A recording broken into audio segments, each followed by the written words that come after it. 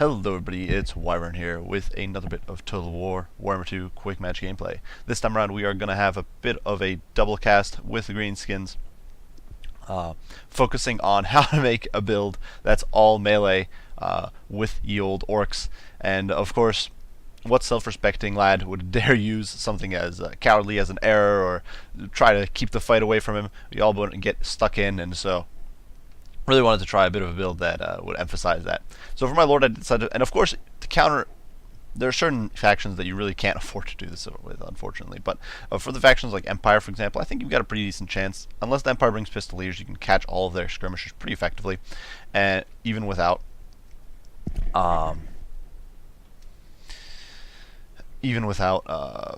shooting, and of course, Pistoliers suck, so you don't have to worry about that. So either way, what I decided, I did bring Wartsag, because Wartsag is a pretty good support lord. I did bring, because this was against Empire, I brought Foot of Gork in case I need to shut down a heavy cav unit. I did bring Effigy of the Git, because it's a great lockdown. Of course, the leadership buff with Get Back here. Here we go, and Fists of Gork for all those buffs. And of course, this is backed up by the Bonewood Staff, which provides even bigger boost to melee attack and 18% charge bonus, and then the Squiggly Beast to get more power recharge rate, which I do stack with the Power of the Wasp, so you can get a lot of power recharge rate. And Warpaint of Wartsag, 11% physical resist, always great. Can be very helpful for any of your troops.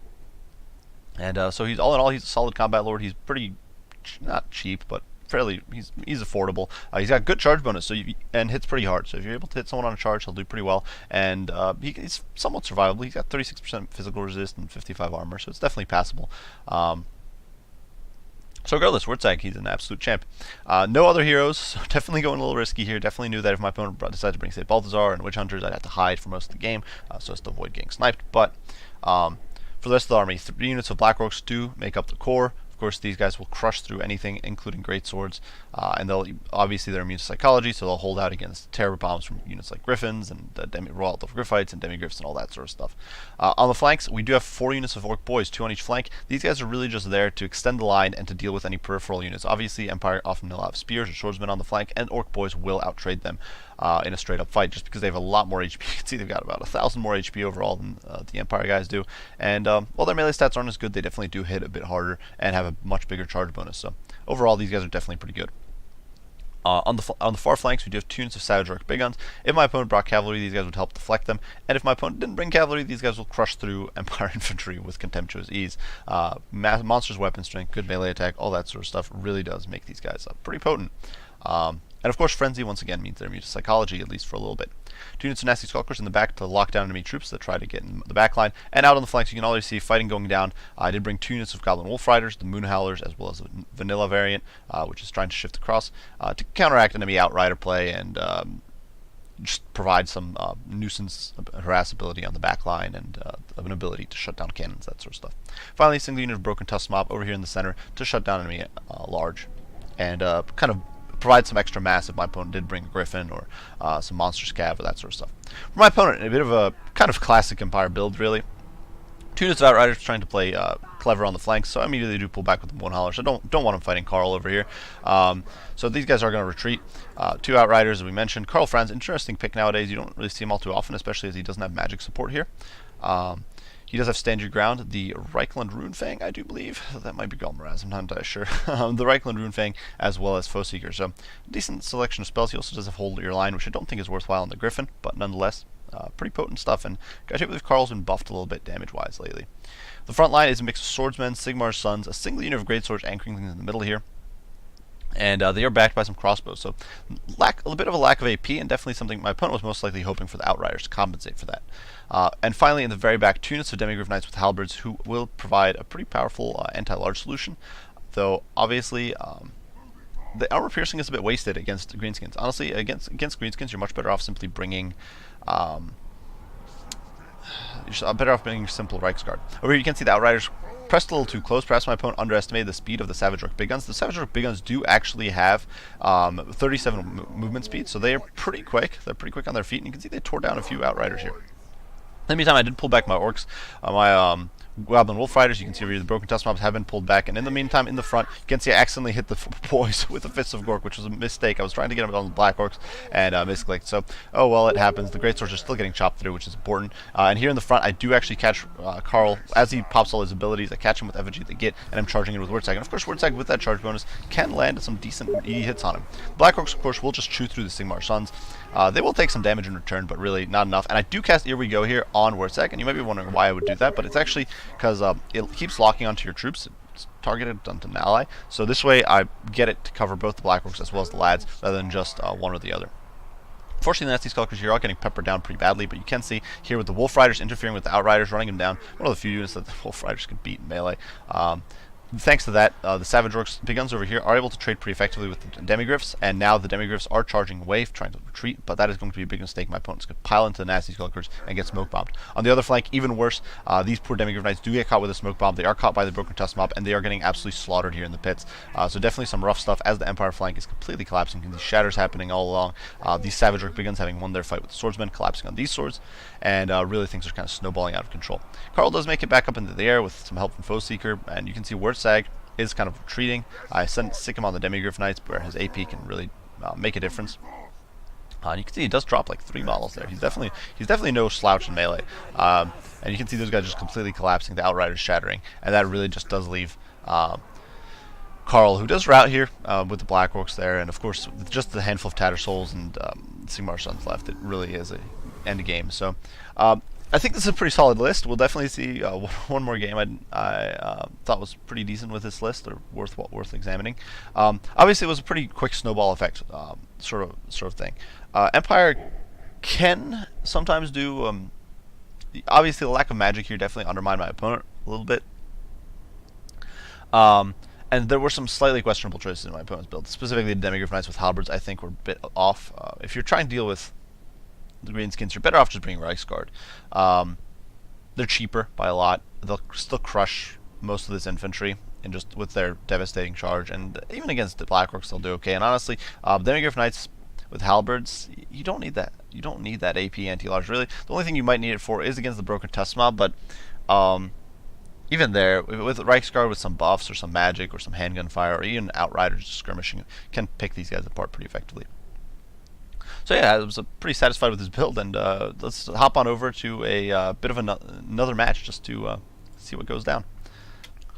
So here we are on the Vulture Ridge once again, and playing as the Greenskins, of course, but this time we are against Skaven. So I did actually change the build up a little bit from what you saw previously. Still same old, 3 Black Orcs anchoring things, but we have cut down on the Orc Boys, only 1 on either flank, providing some additional meat and power. These guys will crash through Clan Rats and the usual Skaven chaff pretty effectively, so they're good enough. The Savage Orc begins once again on the sides. Nasty Skulker still backing things up in back. Word Sag, of course, with the same spells, except I didn't bring Foot of Gork because honestly, Skaven don't really have units that are worth focusing with Foot of Gork.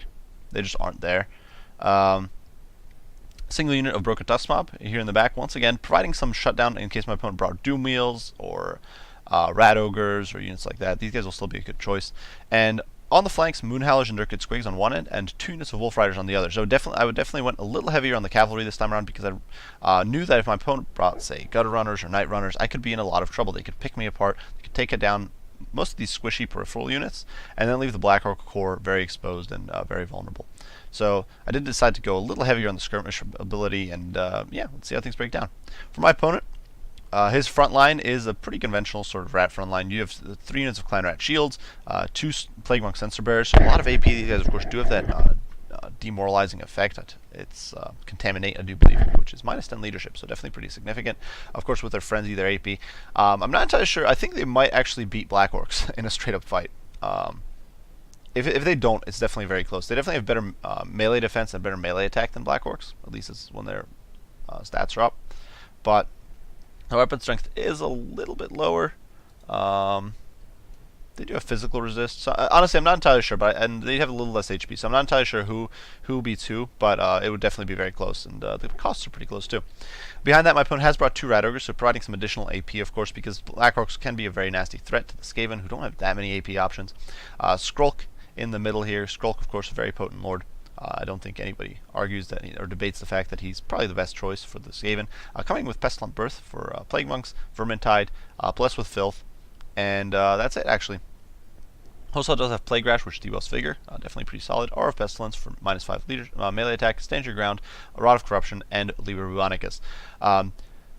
Oh, and I missed it, actually, Wither. I was about to say he didn't bring Wither, that's a bit surprising, but he did bring Wither. And Wither is very powerful, especially against Black Orcs, because Black Orcs only have, they have 110 armor, but you can drop that by 60, so down to 50, and Black Orcs have terrible melee defense, so they crumble pretty easily after that. A Helped Abomination is an interesting choice here. Of course, Fear and Terror, some anti-large, but once again, I would say it's a little overkill. It does, however, have that Too Horrible to Die. It's got great regen, and the Greenskins don't have too many, fire options. In the back here, you can see a Doom Wheel as well. So, of course, with Fear and Terror, hoping to cause some terror outs on the poor Greenskin mob, which is always a weakness for him. The Warp Lightning Cannon, of course, teeing off. I did manage to clip a few of the Wolf Riders on the... Actually, not yet. It hasn't. It does eventually. But my opponent was trying to kind of pick away at me. But on this sort of map, it's very difficult. And you can see I'm shifting my entire army over to match my opponent, so I don't have to march through the open. If I had swung around this way, around my left flank, it would have definitely exposed me quite a bit more to the Warp Lightning Cannon. That is something I desperately want to avoid.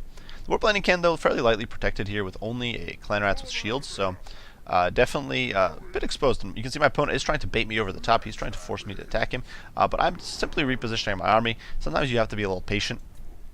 And so you can see me posturing here. I'm trying to kind of sally out with the Goblins. They do get tagged there by the Warp Lightning Cannon.